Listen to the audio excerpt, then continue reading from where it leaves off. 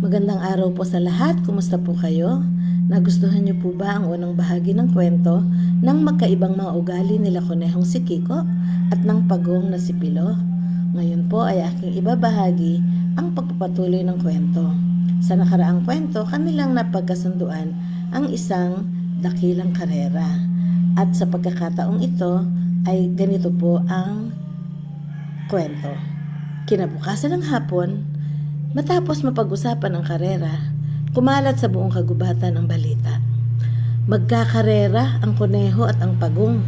Sigaw ng mga ibon habang lumilipad.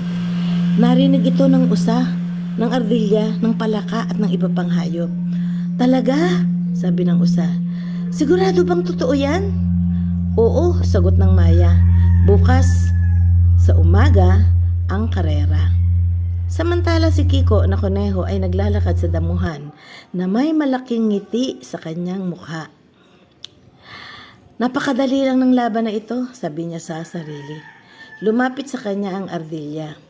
Kiko, handa ka na ba sa karera bukas? Tanong nito. Tumawa si Kiko.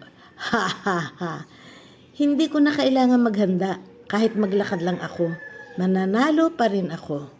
Nagkatinginan ang mga hayop. Parang masyado siyang kumpiyansa. Bulong ng isang ibon. Samantala sa kabilang bahagi ng kagubatan, si Pilo na pagong ay tahimik na naglalakad pauwi sa kanyang maliit na tahanan sa tabi ng ilog. Kumusta ka, Pilo? Tanong nito. Maayos naman po, sagot ni Pilo. Hindi ka ba kinakabahan sa karera bukas? Ngumiti si Pilo. Kaunti lang po. Alam kong mas mabilis si Kiko. Totoo yon, sabi ng kwago.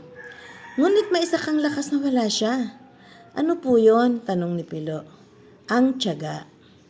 Nagpasalamat si Pilo sa payo ng kwago. Pagdating ng gabi, tahimik ang kagubatan. Ang buwan ay maliwanag at ang hangin ay malamig. Si Kiko ay mahimbing na natutulog, sigurado sa kanyang tagumpay. Samantalang si Pilo ay tahimik na nag-iisip. Hindi man ako mabilis, sabi niya sa sarili. Gagawin ko ang aking makakaya. At sa gabing iyon, ang buong kagubatan ay naghihintay sa malaking karera kinabukasan. Ano kaya ang aral ng kwentong ito? Sa kwentong ito ay ating masusumpungan ang aral na ang paghahanda at pagpapakumbaba ay mahalaga bago harapin ang anumang hamon.